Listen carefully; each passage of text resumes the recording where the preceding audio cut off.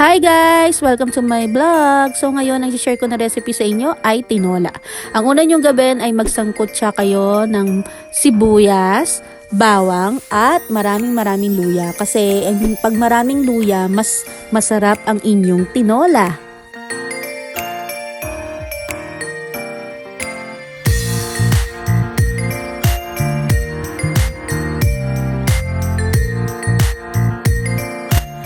Then after mga 2 to 3 minutes, ilagay nyo na ang manok at haluin to ng maigi.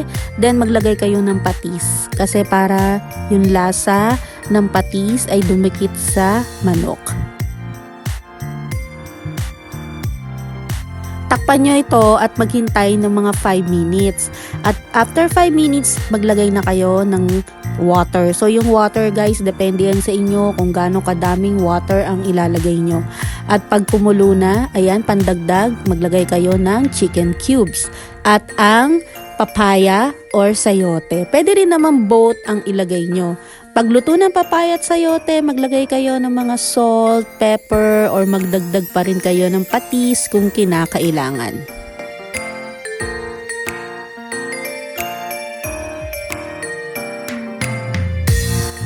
Ilagay nyo na yung dahon ng malunggay. Alam nyo ba itong dahon ng malunggay ay medyo mahal to dito sa Mea, UAE. Kaya itong akin, fresh to guys. Kasi meron kaming kapitbahay na may puno ng malunggay. So nanghingi lang ako sa kanila. Kaya kung meron kayong kapitbahay at gusto nyo magluto ng malunggay, hingi lang kayo guys.